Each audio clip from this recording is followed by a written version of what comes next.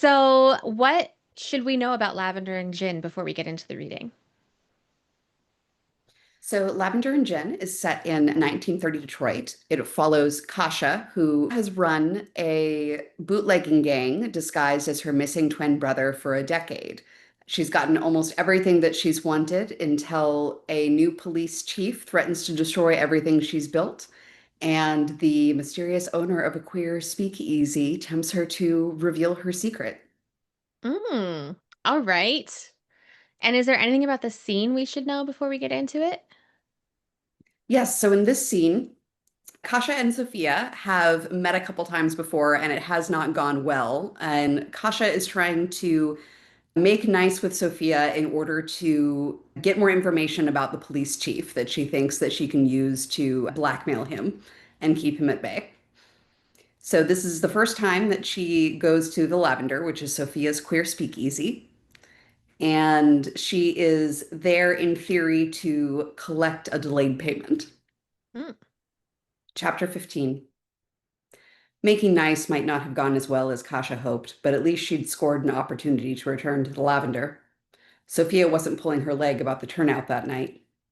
At 11, it was packed shoulder to shoulder with a joyfully gender-bending crowd. Black and white, chatting in German, Russian, Polish, Greek, and even Arabic. Wealthy slummers and neighborhood locals. Everyone was dolled up, the room a roiling wave of color. Sequins flashed, feathers swayed, fringe swung. The sharp tuxes on some of the men were only exceeded in tailoring by the tuxes on an equal number of women. Bright pocket squares matched perfectly with their ties. A woman on stage performed a vaudeville comedy routine. Or wait, she realized, a man in elaborate stage makeup with a dress that rivaled a film star's.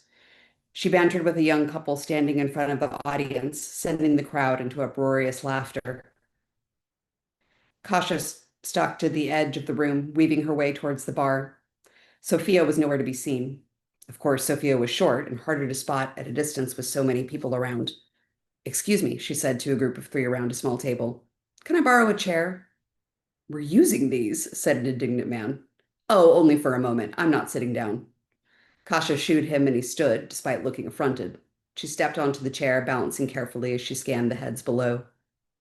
The drag queen on stage locked eyes with Kasia. Oh, doll, if you wanted my attention, you got it, she called. Bring him up here. Realizing her mistake, Kasia jumped down, hoping to disappear into the crush of people and avoid her fate. But the excited crowd pushed her forward until she was at the foot of the stage, then standing on it. The woman pulled her towards the microphone. What's your name, honey? Kasia cleared her throat. Andrew Kasowski? The way her voice echoed through the mic made her wince. Oh, are you Polish? She asked. Kasia nodded. I love a Polish man. Such big families, such big appetites, she said, her hand gesturing over Kasia's lower half.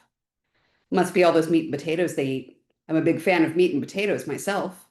She threw the crowd an exaggerated wink, and they met her with peals of laughter. They don't make me look like that, though. Kasia was scooting towards the edge of the stage. Aw, he's shy. I won't torture you anymore, honey. You might still be the center of my attention once I'm off this stage, though. Everyone give Andrew a hand. The crowd cheered. Kasia gave a sheepish wave and hurried down the steps on the side of the platform. The steps spit her right out next to the backstage door. It was propped open to let air circulate the small room. A handful of performers were tweaking makeup and pinning costumes. For a moment, Kasia was lost in the sight. She'd always been fascinated watching women put on makeup, even if she'd never wanted to herself. The skillful transformation felt like watching magic bloom from their fingers. This was a whole room, however small, of people transformed. The club had plenty of gender benders, people she'd watched with equal parts interest and trepidation. But she was suddenly aware of the exaggeration in the performers' costumes, the joy, the fearlessness. It made her breath freeze in her chest. She felt elated and at the same time a sick envy, a hovering, lonely stranger outside the warmly lit home of a raucous family. The feeling sunk deeper when she realized Sophia was in the middle of the room and she was hanging off of Maud Hogan's arm. Her head was thrown back in a free, easy laugh Kasia hadn't even thought her capable of. Maud Hogan was a legend, not just in Detroit, but all over the country. She sang bawdy, vaudevillian blues, and Kasia was fairly certain even the most proper people knew how to belt her songs once you got a few drinks in them. Maud often performed in male drag, as she apparently was tonight, her tall, broad, curvaceous form both intimidating and undeniably charismatic. Her dark brown skin shone luminously in the backstage lights, set off by the white contrast of her perfectly fitted tuxedo shirt. Kasia tried to recover her confidence as she approached them. It sounded like the two were remembering a wild night in Chicago. How long ago, Kasia wondered. It annoyed her that Maud noticed her first. Kasia was tall, but Maud was taller, and as Maud turned to open the conversation to Kasia, Kasia hated that she had to lift her head up to meet the woman's eyes. Body act or not, Maud had toured all over the world. She had undeniable talent, and she looked damned handsome in a suit. Kasia felt completely outclassed, like a scrawny kid standing next to her. She hoped a cocky grin could cover it. Maud Hogan, never thought I'd have the pleasure of meeting you. She held out a hand. Andrew Kasowski. Maud returned the grin with a firm handshake. Pleasure to meet you, Andrew. Maud looked at Sophia and gestured towards Kasia with her chin. This a friend of yours? Before Kasia could open her mouth, Sophia responded, a business associate, one of our suppliers. Kasia hated how the laughter had fallen from her face, her half smile in its place instead. He's here to collect a debt from me.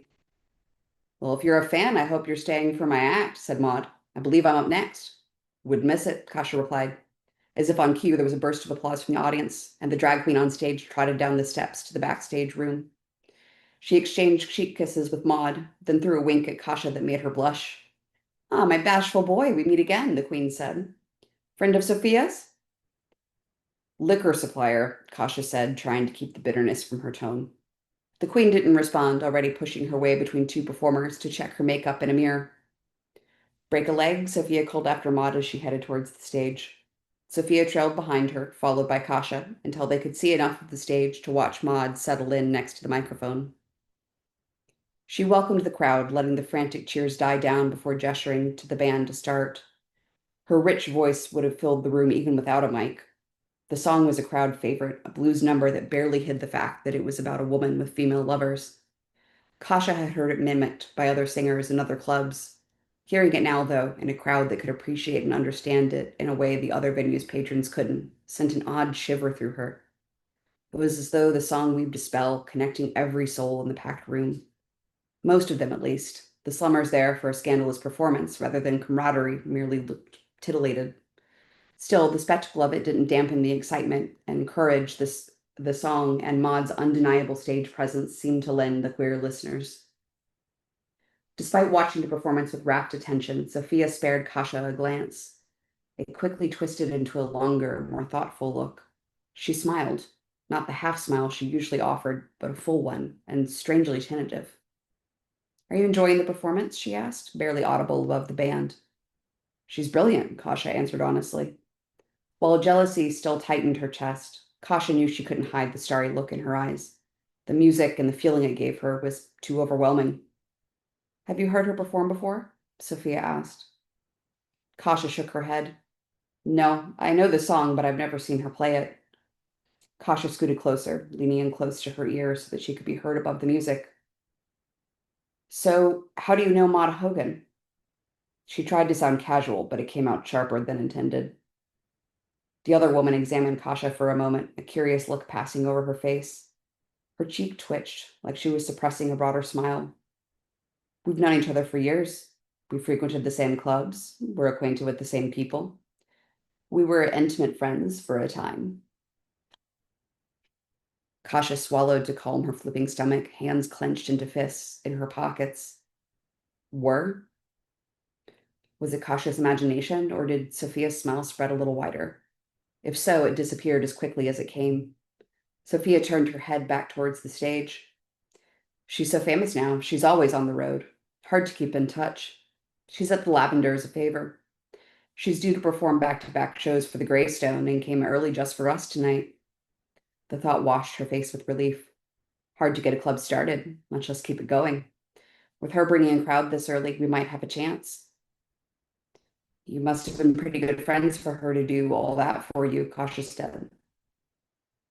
She pinned her eyes on the stage now as well. The way Maud's presence filled the space was captivating.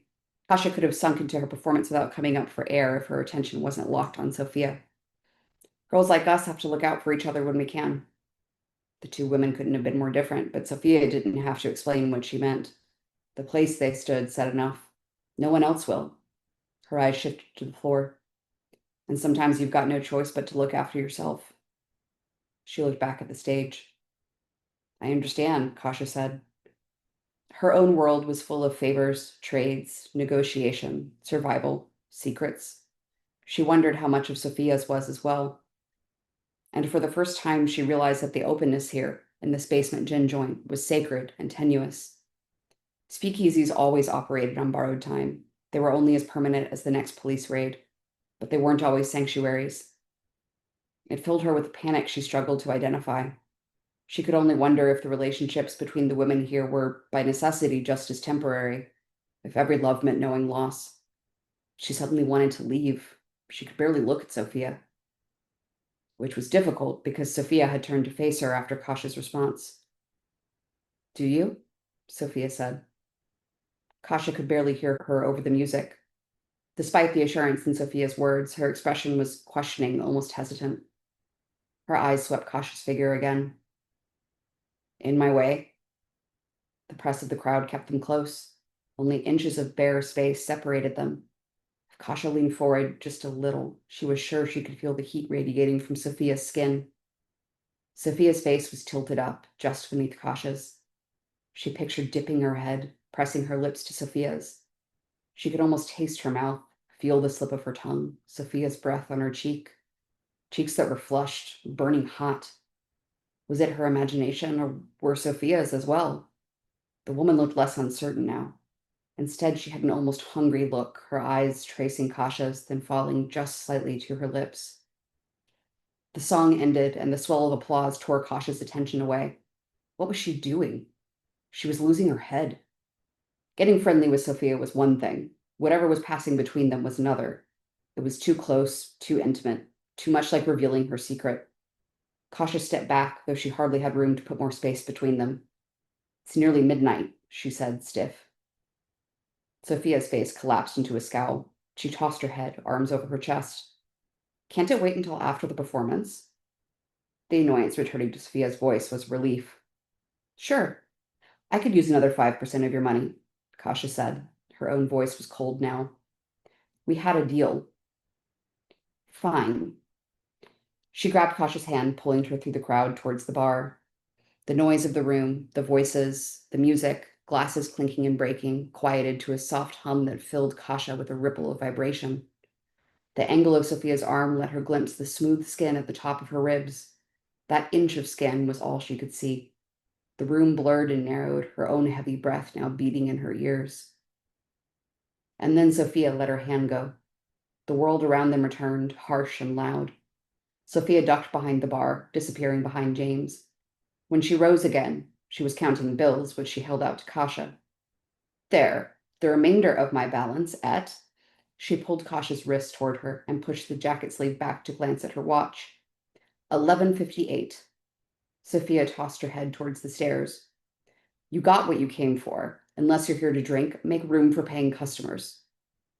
Maybe she wanted to imagine it, but Kasia thought Sophia sounded wounded. It didn't seem possible. Her instinct told her to test it in the only way she knew how. No more liquor on credit, Kasia said, folding the bills and tucking them away in her wallet. Not unless you want to pay premium. You're proving yourself to be a risky customer, Miss Worley. I didn't think you were so scared of risk, Mr. Kosowski. It's rather a disappointment to know you don't have the stomach for it. It was amazing how expressive that half smile could be. It had turned cruel, as pointed as her lipstick Cupid's bow drawn on sharply in red. Nothing is less appealing in a man than cowardice. She was good at getting a last word in. Maybe it was the advantage of her short stature, but in a quick moment she disappeared completely between onlookers. Kasia knew she'd pushed Sophia, but she couldn't help but feel stung by her dismissal. As eager as she'd been to leave moments ago, she was reluctant now, and not just because of Sophia. The lavender was a fantasy, a fairy tale. Maybe she thought an other world where she could have been, if only she knew how to cross its threshold and when she was younger and could make different choices. But it made her think of all the fairy tales she knew. She thought of the stories of the men wolves her mother told her and her brother, of the demon's dance, of Yonuk. Fairy tales often ended in tragedy, especially when the characters and stories were greedy for things they shouldn't have. Her mother's house was hers, the back of the paper supply with the liquor bottles hidden in reams of newsprint, the gun hidden in her jacket, and the knife in her boot, delivery routes that Sam had entrusted to her, the cash she hid, the respect of her boys. They were more than she'd ever hoped to have. They already invited an unhappy ending. But just like the characters in the fairy tales, she wanted to reach for more. Wow, what a fantastic scene that really gets us into this world. Thank you so much. And for the video watchers, what a fantastic cat that you have hanging out with us. Xena loves reading out loud and has to participate. I love it. Well, we're going to take a quick break for our sponsors, and then I've got lots of questions for you.